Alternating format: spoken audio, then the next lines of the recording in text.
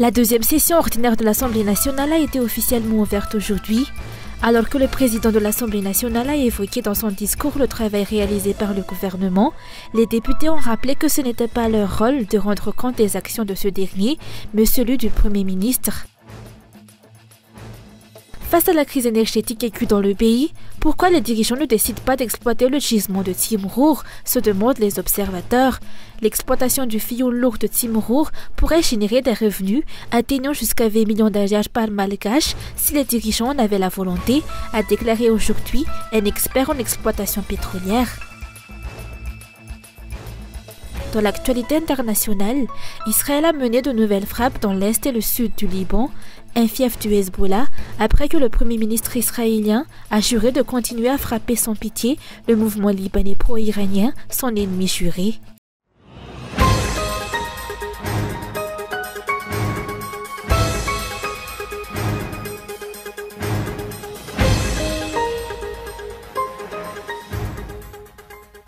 La deuxième session ordinaire de l'Assemblée nationale a été officiellement ouverte aujourd'hui.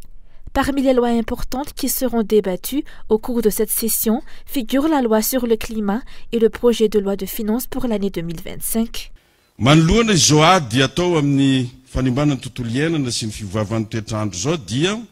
le cadre de notre lutte contre la destruction de l'environnement et le changement climatique, nous devons élaborer une loi unique sur le climat, bien que de nombreux dossiers liés à la lutte contre le changement climatique et à la protection de l'environnement existent.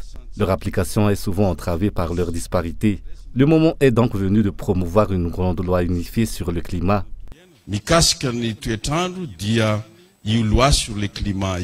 Malgré les élections communales et la campagne électorale en cours, la session ordinaire se poursuivra, a affirmé le président de l'Assemblée nationale. Dans son discours, il a évoqué le travail réalisé par le gouvernement. Cependant, les députés ont rappelé que ce n'était pas leur rôle de rendre compte des actions du gouvernement, mais celui du Premier ministre. Je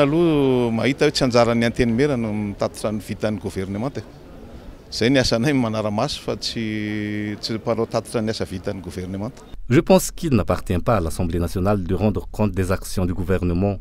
Notre rôle est de surveiller et non de faire ce rapport. En tant que député, j'ai trouvé que le fait que ce soit l'Assemblée qui rapporte les actions gouvernementales est inapproprié. Le gouvernement a le Premier ministre pour cela. Le travail d'un député consiste à légiférer et à surveiller l'exécutif. Dans notre district, je ne vois pas vraiment ce que le gouvernement a pu accomplir. Aucune initiative ne semble émaner du gouvernement central. Nous collaborons principalement avec des partenaires privés et des bailleurs de fonds. Pour l'instant, nous n'avons pas encore perçu d'impact concret de la part du gouvernement central.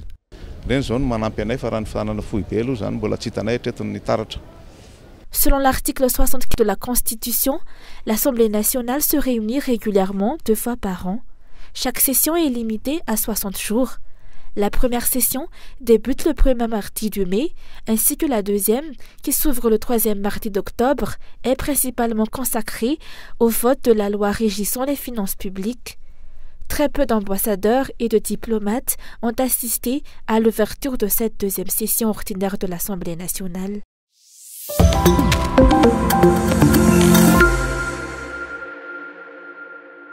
Madagascar a-t-il encore un Premier ministre? Cette question est au cœur des préoccupations des citoyens, observateurs et politiciens, notamment les membres de la plateforme Antu, face aux problèmes actuels du pays.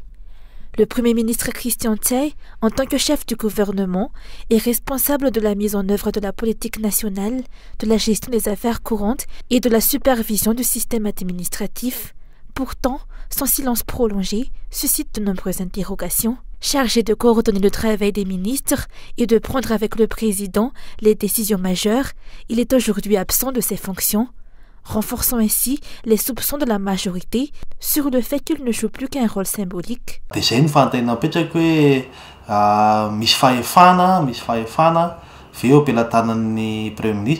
Le Premier ministre détient-il réellement du pouvoir ou n'est-il qu'une figure symbolique, voire un simple robot?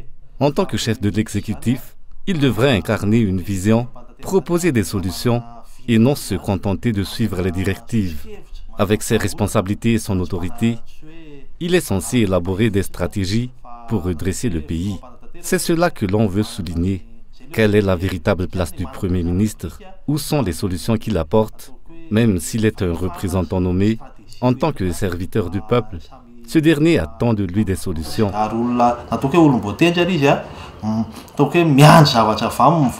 Dans une république, le rôle du Premier ministre est crucial.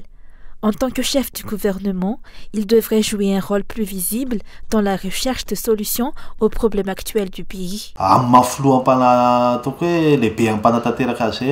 tant que chef de l'exécutif, il est de son devoir d'œuvrer sans relâche pour résoudre la situation actuelle du pays.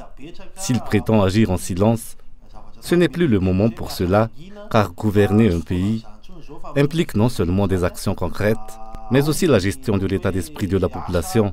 Aujourd'hui, en plein désarroi, le silence des dirigeants accentue ce malaise, laissant le peuple dans la confusion et son repère où chacun agit à sa guise. Il incombe au Premier ministre de s'exprimer et de donner des directives claires au gouvernement, tout en discutant avec le président pour sortir de l'impasse. Il ne doit pas se réduire à un simple exécutant ou un robot, car sa responsabilité envers le pays est capitale. Lors de la reconduction de l'actuel Premier ministre, le président avait justifié sa décision en soulignant l'efficacité de ce dernier. Est-ce donc cela que l'on appelle efficacité? Ou bien quelle est la véritable raison qui empêche le remplacement de ce Premier ministre alors que son incompétence semble évidente, se demandent les observateurs.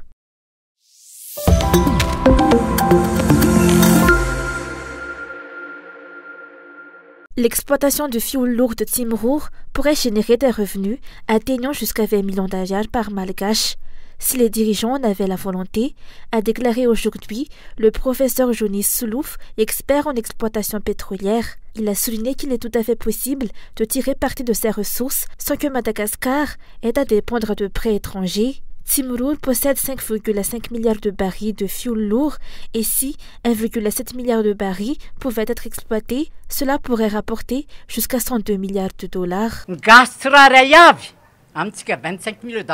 Nous sommes 25 millions d'habitants et chaque malgache possède l'équivalent de 68 barils de fil lourd, soit 159 litres par baril multiplié par 68, ce qui représente environ 20 millions d'ayars par personne provenant de Timrur. Allons-nous laisser cette richesse inexploitée? Ce gisement nous appartient, selon l'accord entre Madagascar et l'État. Tant que cette ressource reste sous terre, elle est à nous. Cependant, une fois extraite et transformée en fil lourd, elle est mise sur le marché. Madagascar et l'État ne se sont pas entendus pour la transformation de cette ressource. La solution que je propose est simple. Transformons cette ressource. Allons-nous le faire? Oui ou non? Selon les experts, Madagascar n'a pas besoin d'importer du carburant car les gisements de Timrur et Bemlang pourraient largement couvrir les besoins locaux. Il s'agit d'huile lourde qui ne peut pas être utilisée telle qu'elle. Elle doit d'abord être transformée en pétrole conventionnel. Ce pétrole conventionnel est ensuite envoyé à la raffinerie pour être distillé et produire des dérivés tels que l'essence, le kérosène et le gazole. Ma proposition est donc de concentrer la transformation et le raffinage de cette ressource localement par nous, les Malgaches, de manière modérée et à un coût abordable, et que Madagascar se charge de ses propres problèmes. L'État malgache dépense chaque année des sommes considérables pour l'achat de carburant destiné à faire fonctionner la Jirama. Les experts s'étonnent que le fioul lourd de Timrur ne soit pas exploité pour remédier à cette situation. L'extraction de cette ressource, qui constitue un grand pas vers la dynamisation de l'économie malgache, devrait être franchie en guise de redevabilité envers la population.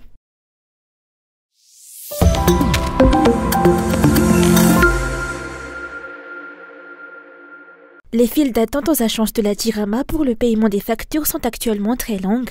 À l'agence d'Abat Nakang, les consommateurs font la queue de 8h à 12h pour régler leurs factures. Les coupures d'électricité sont l'une des principales raisons de l'allongement des files d'attente car les agents de la Jirama ne peuvent pas poursuivre l'enregistrement des paiements en l'absence d'électricité. Cela fait 2 jours que ces consommateurs vont et viennent ici pour effectuer leurs paiements. Selon eux, cette situation perdure sans qu'aucune solution ne soit apportée. Je vais régler la facture d'une société. Hier, j'ai déjà attendu ici pendant 2 heures, mais on m'a informé que la connexion était coupée. J'ai donc dû rentrer. Aujourd'hui, je reviens, mais la file d'attente est encore aussi longue.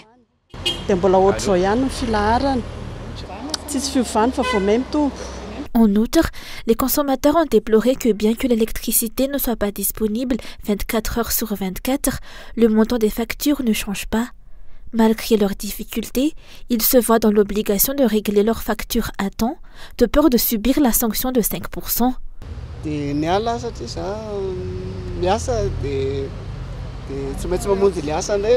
J'ai dû partir parce que je travaille en même temps. Je suis revenu dans l'après-midi, mais la file d'attente était encore très longue, et je n'ai toujours pas pu régler ma facture. Le montant de la facture reste inchangé, mais en cas de retard, un supplément de 5% s'ajoute, alors que le processus de paiement traîne.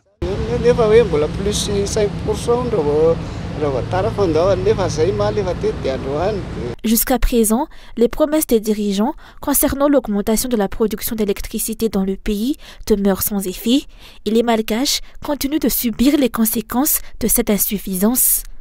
En plus de la destruction de nombreuses activités dues au manque d'électricité, les citoyens doivent s'acquitter des factures tout en perdant un temps précieux dans les files d'attente pour une électricité dont ils ne bénéficient même pas de manière satisfaisante.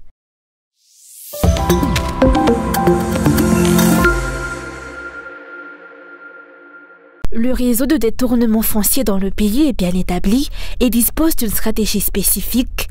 Le 8 octobre dernier, un chef d'arrondissement et ses complices ont été présentés au pôle anticorruption de 67 hectares pour délits et abus de pouvoir, ainsi que pour faux et usage de faux en matière foncière. Ils ont été placés en détention provisoire dans l'attente de leur procès. Selon l'enquête, ces individus font partie d'un réseau de spoliateurs et de cibleurs de terre.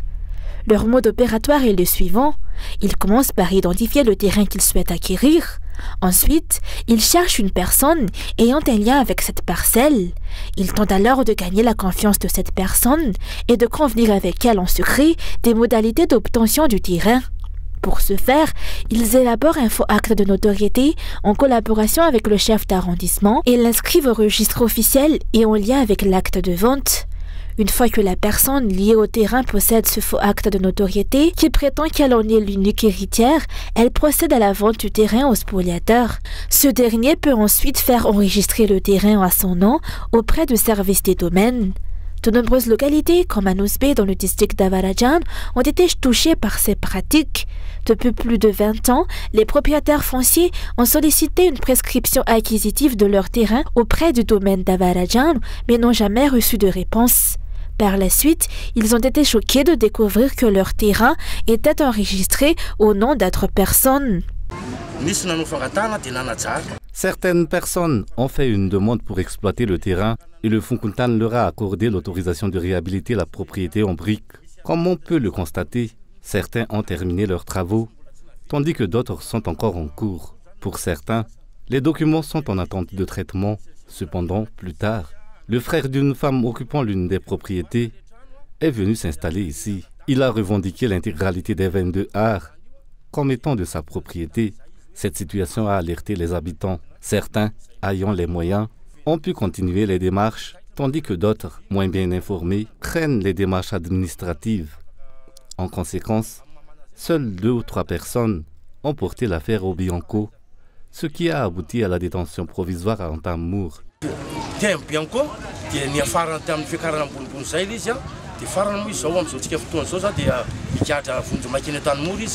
De nombreuses personnes et familles ont déjà été victimes de telles acquisitions illégales de terres dans le pays, orchestrées par un réseau bien établi en coopération avec certains responsables.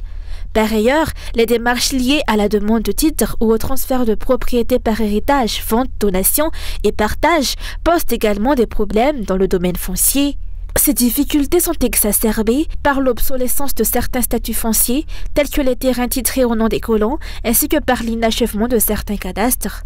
De plus, l'occupation des terres par les entreprises ou de grands investissements crée des tensions supplémentaires. Cela inclut également le renvoi des personnes occupant leurs terres lorsque le gouvernement en a besoin. Tous ces problèmes persistent depuis plus de 20 ans sans changement.